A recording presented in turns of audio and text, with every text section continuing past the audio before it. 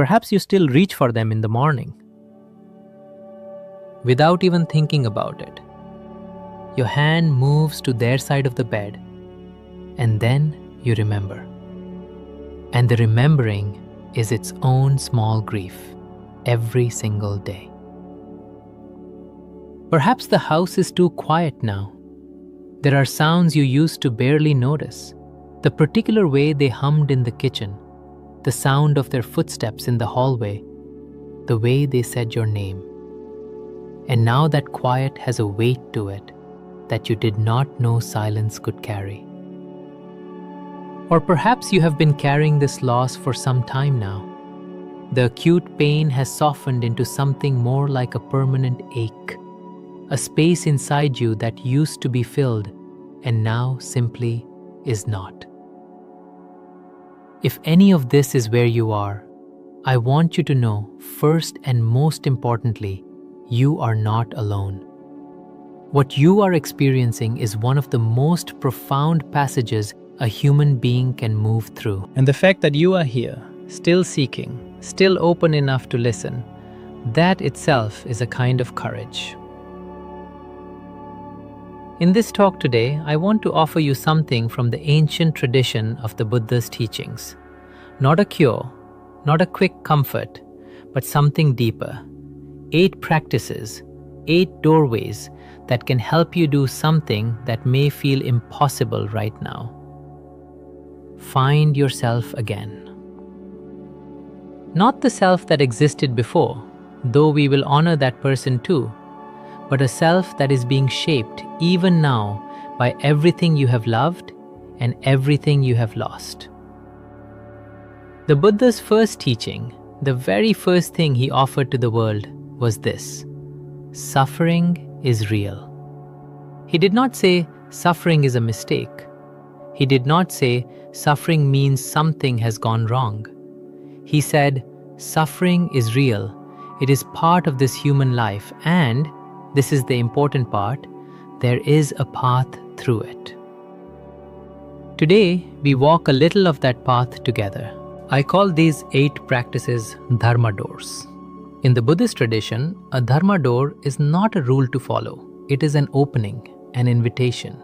You do not have to walk through all of them at once. You do not have to be ready for all of them today. Some of these doors will feel natural to you immediately. Others may take time, and that is perfectly right. Grief moves at its own pace, and wisdom does not rush it. What I ask of you is simply this: stay open. Listen with your heart, not just your mind. And if one of these teachings touches something inside you, even slightly, trust that. Trust that small feeling of recognition. That recognition is your own wisdom speaking. The first Dharma door is perhaps the hardest one to open. Sit with the silence. When someone we love deeply is gone, the most natural human response is to fill the space they left. We turn on the television, we stay busy, we visit people, we move furniture around. We make plans, we keep moving, because if we stop moving, the grief might catch us. I understand this. It is not weakness. It is the oldest instinct we have, to run from pain. But the Buddha taught something that may surprise you. He taught that pain resisted becomes suffering. Pain that we push away, that we refuse to look at, that we bury under busyness, that pain grows roots in the dark. It does not leave, it simply waits. But pain witnessed, pain that we turn toward, that we sit with, that we allow to be what it is, that pain becomes something else. It becomes wisdom, it becomes tenderness, it becomes the very ground of compassion. So here is a simple practice I invite you to try. Each morning, before you reach for your phone, before you turn on the radio, before you begin the business of the day, sit for just 5 minutes. 5 minutes only. Sit quietly, breathe naturally, and inwardly, gently say their name. Not with longing, not with the clutching feeling of, I wish you were here, but with something softer than that. Something more like, I remember you, I honor you, I am still here. Grief, you see, is not the enemy. Grief is love with nowhere to go. And what we are doing in this practice is giving that love a home in your breath, a home in the quiet morning, a home in your own open heart. The second Dharma door asks us to look at something very particular about long partnership.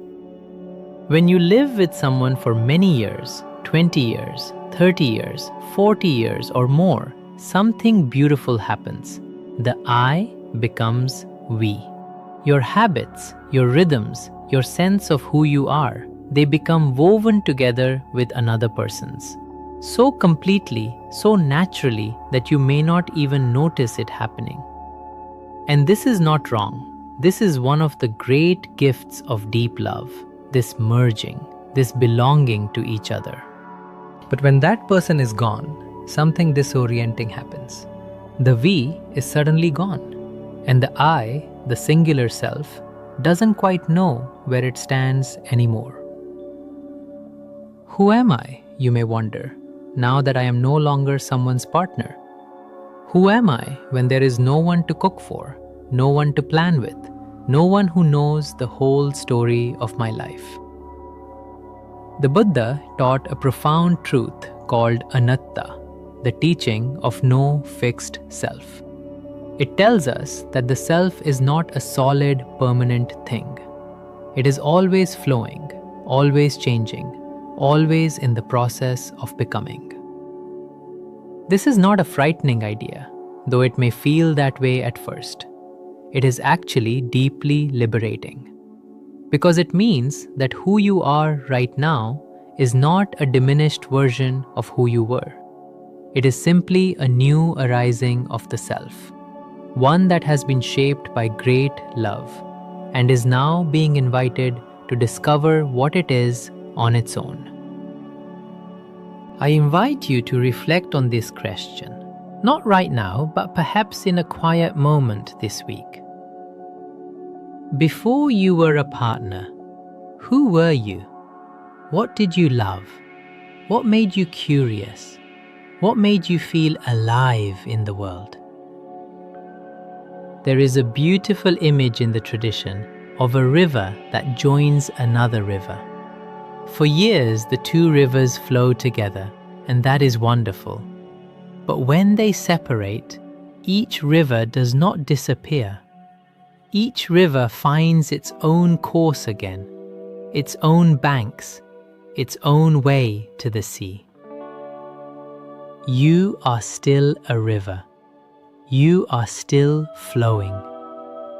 The path ahead is simply learning the shape of your own banks again, with gentleness and without hurry.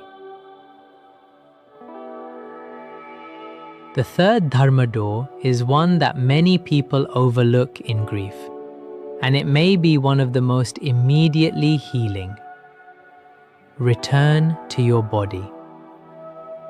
Grief lives in the body. We speak of grief in emotional or spiritual terms, but ask anyone who has lost someone they love and they will tell you grief is physical. It is a tightness in the chest that doesn't quite lift. It is heavy limbs that don't want to move. It is shallow breathing, poor sleep, a feeling of being somehow not fully present inside your own skin. The mind, when we are grieving, tends to live in the past. It replays memories, it revisits conversations, it wonders about what could have been different. The mind in grief is, in many ways, a time traveler, always moving between what was and what will never be again. But here is something the Buddha understood with extraordinary clarity. The body is always in the present moment. Your body cannot be in the past. Your feet right now are on the floor or the ground beneath you. Your breath right now is moving in and out. Your hands right now have weight and warmth. The body is always here, And returning to the body is, in a very real sense, returning to the present, which is the only place healing can actually happen. So the practice I invite you into is this: mindful movement, walking meditation if that speaks to you, gentle yoga, tai chi in the garden, even simply going outside and feeling your feet on the earth, the grass, the pavement, the soil. For those of us who are in the second half of life, this does not need to be vigorous. Even 10 minutes of slow, conscious walking, truly paying attention to each step, each breath, the feeling of air on your skin, this changes something in the nervous system. Something settles. Something that had been clenched begins, very slightly, to release. Your feet on the earth, that is not nothing, that is everything. The fourth Dharma door is one of the most tender in the entire Buddhist tradition. It is called metta, loving kindness meditation. And today, I want to offer it to you as a gift for the one who has passed. In the metta practice, we offer genuine wishes of peace and well-being. First to ourselves, then to those we love, then outward to all beings. Today, I want to bring it directly to where your heart is. Very gently, I invite you, either now or later in your quiet time, to close your eyes and bring the image of your partner to mind. Not with the ache of missing them, but with something quieter than that. And then, in your heart, offer these words. May you be at peace. May you be free from suffering. May you be held in light. May you be happy wherever you are. This is not denial. This is not pretending they are still here. This is something different. This is completion.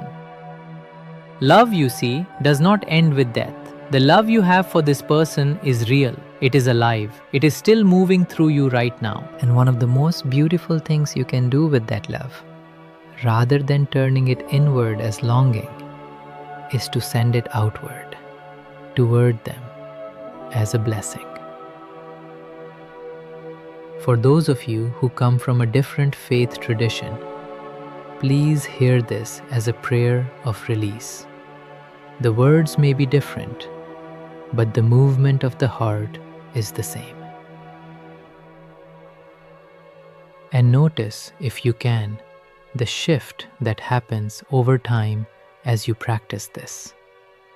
The feeling of I miss you, which carries clinging, which carries a kind of pain, gradually becomes something more open, something that sounds more like, I love you and I release you.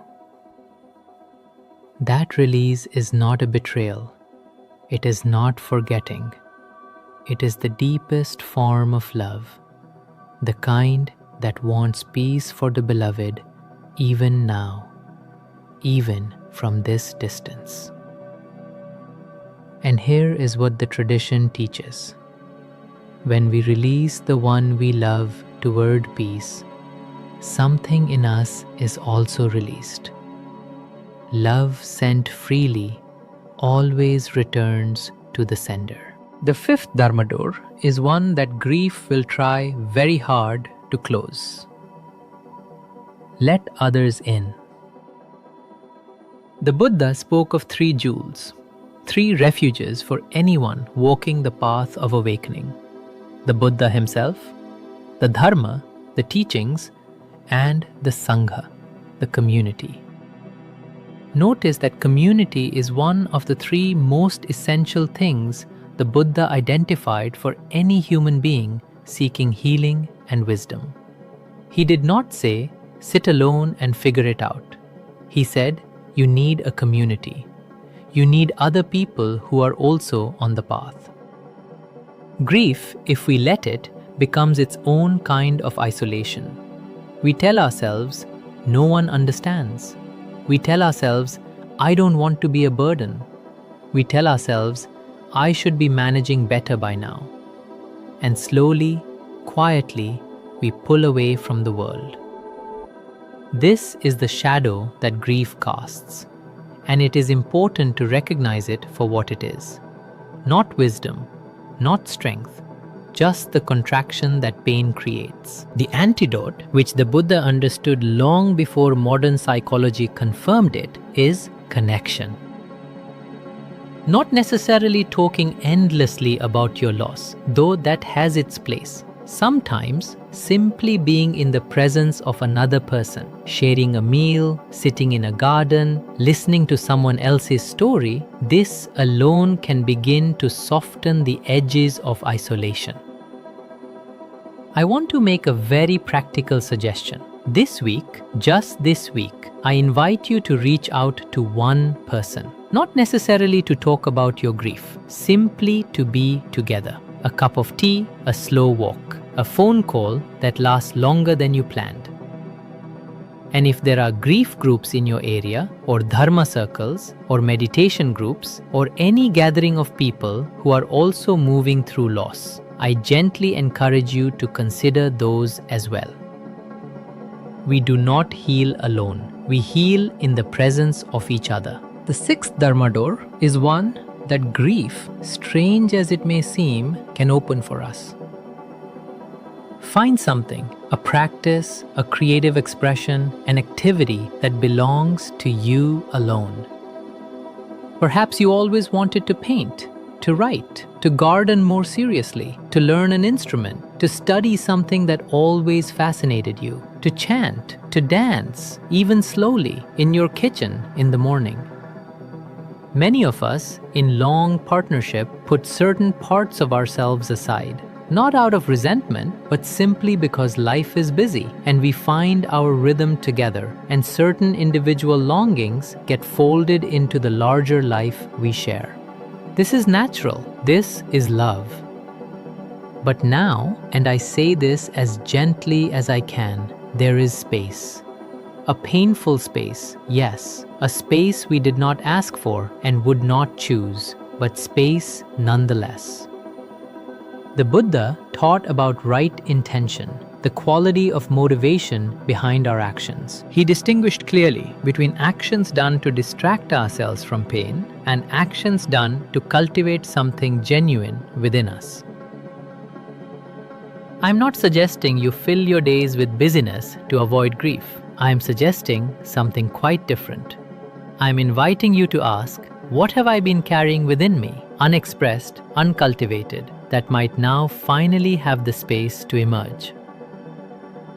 I think of a practitioner I once knew, a woman who had been a devoted wife for 44 years. When her husband passed, she began writing in a journal, not about her grief, though that came too, but she began writing stories, little ones at first, then longer ones.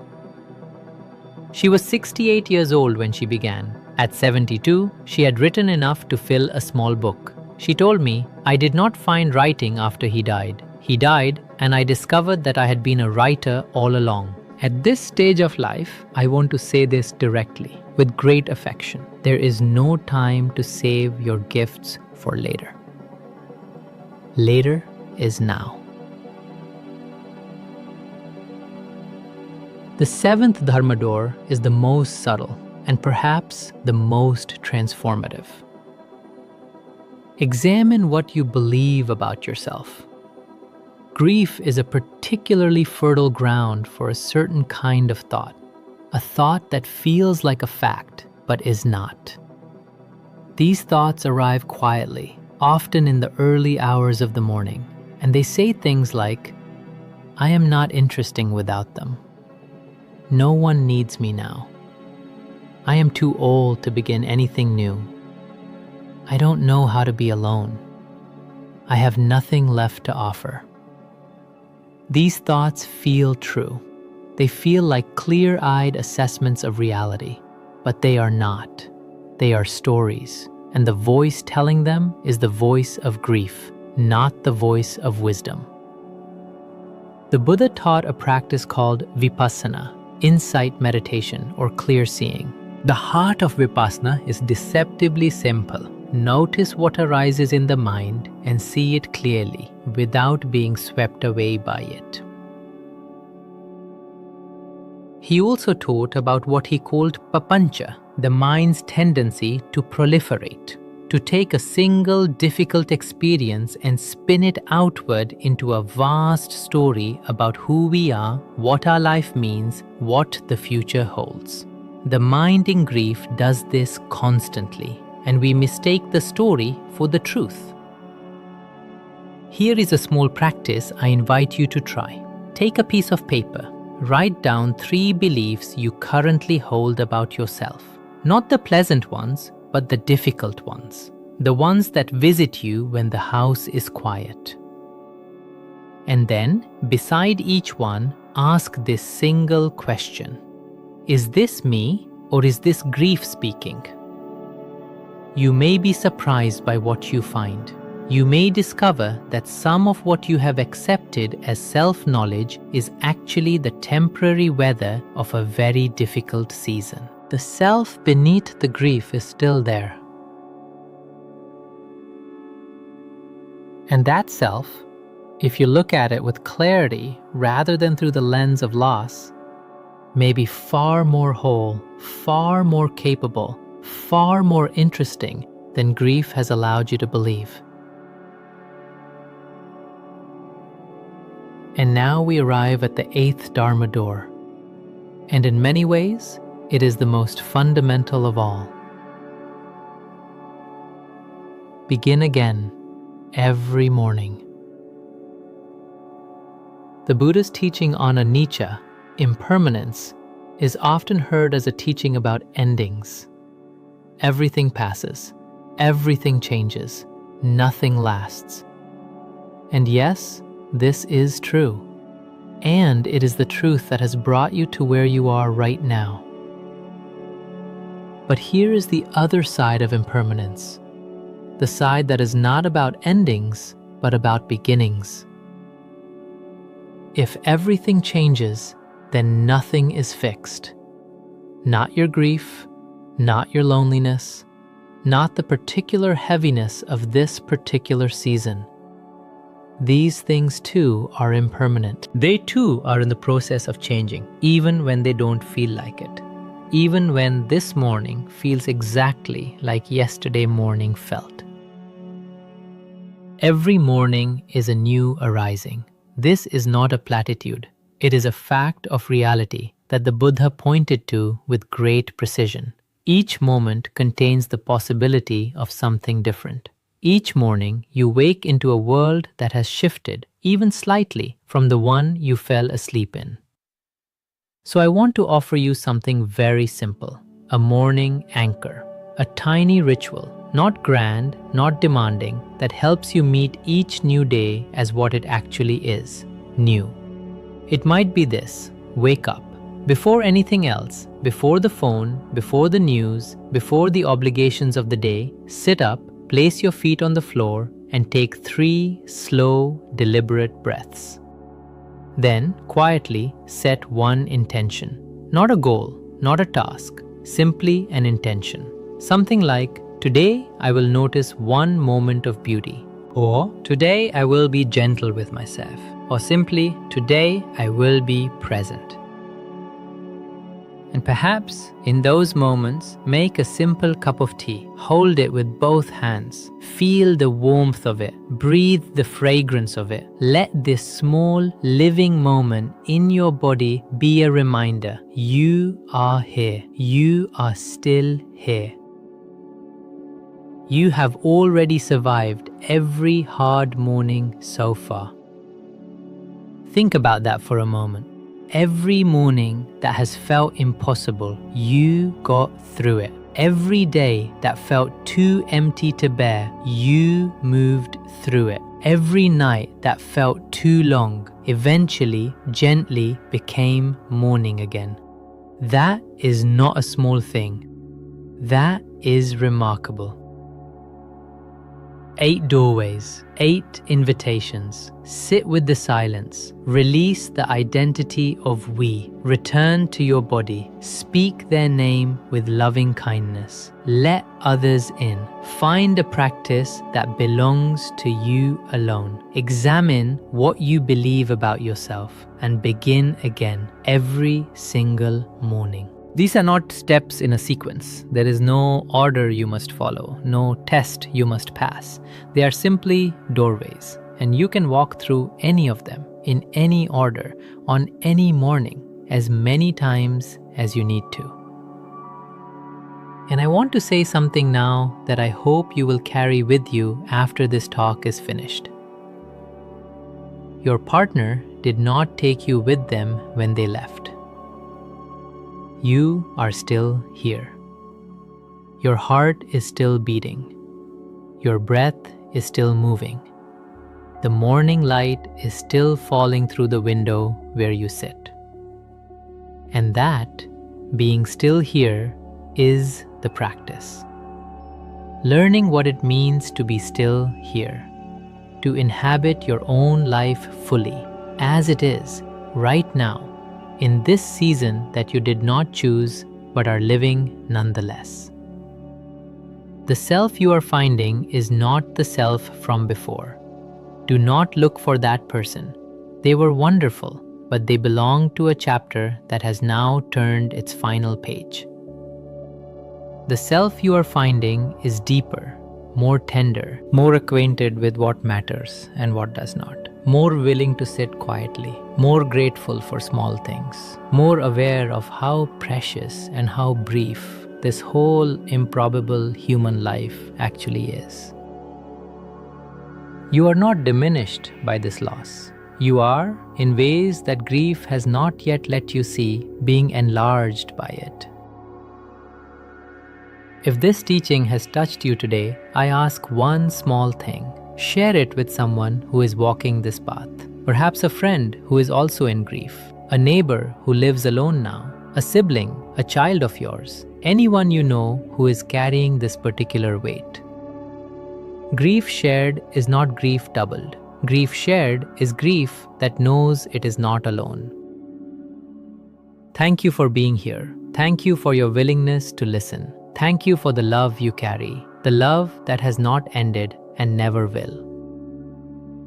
And now, let us close with a few words of metta, loving kindness, offered to you, to yourself, to the one you are missing, and to all beings everywhere who are grieving tonight. May you be held in peace. May you be free from suffering.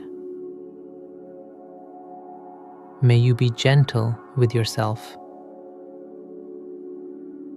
May you find yourself again and be glad of what you find. There is a moment many of you know well. It is a Sunday evening. The house is quiet. You sit near the window, or perhaps in your favorite chair, and you wait. You wait for a phone call that you hope will come. From your son, from your daughter, from a child you raised and loved and gave so much of your life to. Sometimes the call comes, and sometimes it doesn't. And in that silence, something aches. Not loudly, not dramatically, but deeply. Perhaps your child is busy, you tell yourself that. Perhaps they have their own life, their own worries, their own family. You understand, you truly do. But understanding something in the mind does not always stop the pain in the heart. Or perhaps it is something more complicated than distance. Perhaps there is a silence that has lasted not just one Sunday, but many years. Perhaps there was a disagreement that was never fully healed. Perhaps your child chose a different life, a different faith, a different partner, a different set of values. Perhaps there is estrangement or grief, or the particular sorrow of a child who is physically present but emotionally very far away. If any of this resonates with you, I want you to know you are not alone and you have not failed. Today, I want to sit with you in this pain, not to explain it away, not to tell you that you shouldn't feel it, but to ask together a very important question. Is it possible to love our children with our whole heart, completely, unconditionally, and still be at peace? Even when they are not who we hoped they would be, even when they are not here. The Buddha had something very precise to say about this, and I believe if we listen carefully, it can begin to free us. Before we speak of freedom, we must first understand the nature of what binds us. There is a word in the Pali language, the ancient language of the Buddha's teachings. The word is pema. Pema means affectionate love, the warm, tender love between parent and child. And I want to say clearly, this love is beautiful. It is not a mistake. It is one of the most noble forces in human life. When a mother holds her newborn child, when a father watches his daughter take her first steps, when a parent stays awake at night because their teenager is late coming home, this is pema. This is love that is willing to sacrifice itself. The Buddha himself honored this love. But here is the subtle teaching. Here is where we must look carefully. Pema, affectionate love, has a shadow, and the shadow is called upadana, attachment, clinging. We love our children, and then, almost without noticing, we begin to cling to an image of what they should become, how they should live, who they should be, how often they should call. We build in our minds a picture of the devoted child who visits on holidays, the child who follows the values we tried to pass on, the child who is grateful, who is close, who needs us, and we hold that picture very tightly. And then life, which has never respected our pictures, gives us something different. The Buddha described a teaching called the second arrow. He said, when something painful happens to us, it is like being struck by an arrow. That first arrow, the situation itself, causes real pain. A child who is distant, a relationship that has broken, that is the first arrow, and it genuinely hurts. But then, almost immediately, we fire a second arrow at ourselves. We add to the first pain a whole layer of thought and story. Why doesn't he love me? What did I do wrong? After everything I sacrificed, this is not how it was supposed to be. I must have failed as a parent. The second arrow is often far more painful than the first, and it is the arrow we fire ourselves. I also want to speak gently about something that many of you, particularly in Western culture, carry alongside this pain. There is a powerful cultural story that says if you were a good parent, your children will turn out devoted and close. And the reverse, that if your child is distant, something must have gone wrong, that you must have made a mistake, that this reflects on your worth as a parent, as a person. This story adds shame to grief, and shame is a very heavy thing to carry. I want to offer you a different view. The pain you feel is not proof that you failed. The pain you feel is proof that you loved, deeply and fully and without reservation. And it is precisely because you loved so much that the distance hurts so much. That love was real. It is real. Nothing that your child does or does not do can take that away from you. But there is a way to hold that love differently, a way to love without suffering. And that is what the Buddha was teaching. I want to tell you a story. Long ago, in the time of the Buddha, there lived a young woman named Kisa Gotami. She had one child, a small boy, whom she loved more than her own life. And one day, without warning, this little boy fell ill, and he died. Kisa Gotami could not accept this. She would not accept this. She picked up her dead child and walked through the village, knocking on every door, asking for medicine. "Please," she said, "help me, give me something that will bring my child back." People looked at her with pity.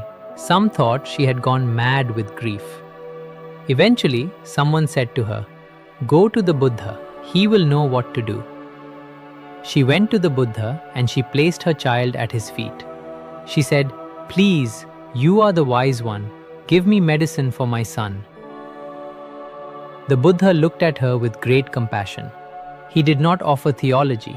He did not offer a lecture. He said, "I will help you. But first, I need you to bring me something. I need a handful of mustard seeds, but they must come from a house where no one has ever died. Go, bring them to me." Kisagotami was filled with hope. She went to the first house and asked for mustard seeds. "Of course," said the family. "But has anyone in your household ever died?" "Oh yes," they said. "My mother, my husband, my grandfather." She went to the next house, the next, and the next. At every door, the same answer. Death had visited every home. Not a single house in the entire village had been untouched by loss. And slowly, as the sun moved across the sky, something changed in Kisagotami. She sat down under a tree as night fell. She looked at her child, and she understood. Suffering is not her unique punishment. Loss is not a sign that she was singled out. Every family, every heart, every mother and father who has ever lived, they have all known loss. They have all known this particular ache of loving someone and being unable to hold on to them. She buried her son, she returned to the Buddha, and she asked him to teach her the path forward. This story is very old, but it speaks directly to what many of you are feeling today.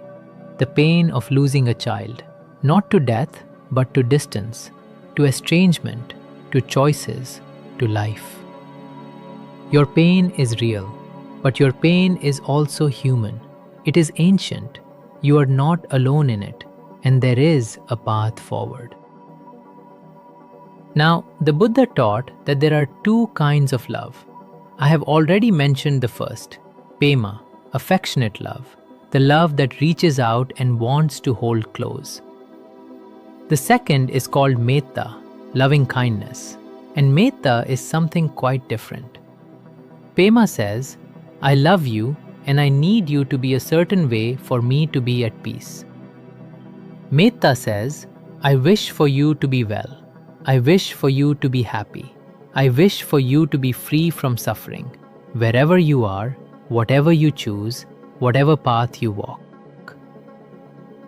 Notice the difference. Metta does not require anything from the other person. It does not need to be returned. It is not conditional on a phone call. It does not depend on whether our child visits at Christmas, or agrees with our values, or holds our hand at the end. Metta is love that has been freed from the need to control the outcome. And here is something very important I want you to hear. This is not a lesser love. It is a greater love. It is the most mature form of love that a human heart can hold. There is also a teaching in Buddhism called anatta, no self. It applies not only to ourselves, but to those we love. Our children are not extensions of us. They are not our property. They are not the continuation of our story. They are separate, whole, living beings with their own karma, their own path, their own unfolding. To love them without ownership, to say, "You are your own person and I wish you well," this is not abandonment. This is the deepest respect one human being can offer another. And it is also the beginning of our own freedom. Now I want to speak practically, because wisdom that cannot be lived is just philosophy. How do we actually let go? Not as a theory, not as a noble idea, but in the body, in the chest, in the quiet of a Sunday evening. The first step is to see the story you are carrying. Inside our pain, there is always a story, a narrative that we repeat to ourselves, sometimes without even knowing we are doing it. He never appreciated what I did for him. She chose her husband's family over me. I gave up so much and this is what I get. If he loved me, he would call. These stories feel like facts. They feel like simply describing what happened. But they are not facts. they are interpretations. They are the second arrow. And the first step toward freedom is to see the story as a story. To notice, I am telling myself this story again. You do not have to believe every thought that arises in your mind. The second step is to feel the grief without feeding the story. Underneath the story, there is something real. There is genuine grief. The grief of longing for closeness. The grief of a future you imagined that did not come to pass. The grief of love that has nowhere to go. This grief deserves to be felt, not pushed away, not covered over with busyness or television or telling yourself you should be over it by now. Sit with the grief. Notice where it lives in the body, perhaps in the chest, perhaps in the throat. Breathe into it. You do not have to fix it. You do not have to make it stop. You simply allow it to be there, like a cloud in the sky, without adding more words to it.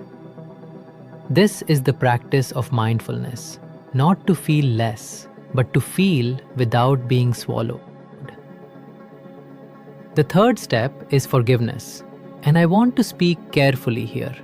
Forgiveness is not the same as approval. If your child has hurt you, if there has been cruelty or neglect or betrayal, forgiveness does not mean that what happened was acceptable. It does not mean you have to pretend it didn't happen or welcome back someone who continues to harm you. Forgiveness means this: I choose, for my own sake, not to carry this wound any longer. I choose not to let this pain define the rest of my life. The resentment I hold is not punishing them, it is only poisoning me. There is an old teaching in our tradition. Holding on to resentment is like drinking poison and expecting the other person to suffer. You are the one who suffers. You are the one who drinks it day after day. For your own sake, for the sake of the years you still have ahead of you, you can choose to put the poison down. The fourth step is to transform your love into metta. Even now, even in the pain, even in the silence, you can practice this. Bring your child to mind. Not the story about them, not the grievance, not the image of who they were supposed to be. Just them, as they are. A living human being somewhere in the world with their own confusion, their own pain, their own attempt to find their way. And silently, from your heart, offer them these words. May you be safe. May you be well. May you find your way. May you be free from suffering. You do not need to mean it perfectly. You do not need to feel warmth as you say it. Not at first. You simply offer the words, like seeds planted in difficult soil. And you do this not to change them. You do this to change the quality of your own heart. This is the advanced practice. This is what the great teachers meant when they spoke of love without attachment. The fifth step is to return your attention to what you can cultivate. At this stage of life, at 60, 70, 80, there is a gift available that was not available when we were younger. The gift of no longer needing to prove anything, no longer needing to achieve, no longer needing to manage the outcomes. We cannot control our children. We never could. What we can cultivate right now, in this very season of life, is our own depth, our own generosity, our own presence, our own stillness. The person who has found peace within themselves is already offering something to the world and to their children, whether or not anyone notices. The quiet dignity of a life lived with grace is its own teaching. I want to say this clearly because I know how hard this path is. I know that for some of you, this pain has lasted not months but decades. One Dharma talk will not dissolve what has been carried for 20 years. But one moment of clear seeing can begin to loosen the knot. One breath taken without the story. One moment of wishing your child well from an open heart rather than a clenched one. These moments accumulate. They are not small. They are the practice. I would like to offer you a brief practice now. If you are comfortable, you may close your eyes or simply lower your gaze. Take one slow breath in and let it go. Begin by settling into where you are. Feel the weight of your body in your chair, the ground beneath your feet, the air around you. You are here. You are safe. You do not need to be anywhere else right now. Now, bring your attention gently to your heart, the center of your chest, and offer these words to yourself first, because we cannot offer freely from a heart that is closed. Silently, or aloud if you prefer, repeat after me. May I be at peace. May I be free from suffering. May I know that I am enough. Now, gently bring your child to mind. Not the story, not the pain, just them, a human being somewhere in the world. And from your heart, whatever it holds today, offer these words. May you be safe wherever you are.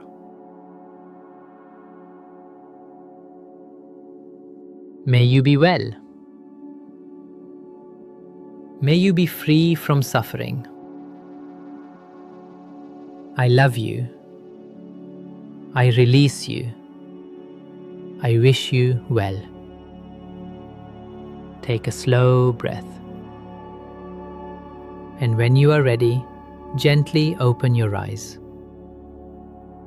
Remember the parent we began with, sitting quietly at the end of the day, hoping the phone will ring. The phone may ring, or it may not. Life will not always give us what we want. What we can change is not the phone and not our children. What we can change is what we are sitting with while we wait. We can sit with resentment, with the story, with the second arrow. Or we can sit with an open heart, a heart that has loved fully, released gently, and found not the love it wanted, but the peace it needed. The door of your heart remains open. It does not need to be closed to protect itself. It simply no longer needs anything on the other side to walk through it in order to be okay. So I will leave you with one sentence. Let it sit with you. Return to it when the Sunday evenings feel long. I can love my child completely and still be free. If this talk has touched something in you today, I would gently invite you to share in the comments below. What has helped you find peace in your relationship with your children? Your words may be the comfort that someone else is searching for today. May all beings be free from suffering. May all beings be at peace. May all beings know love. Sadhu, sadhu, sadhu.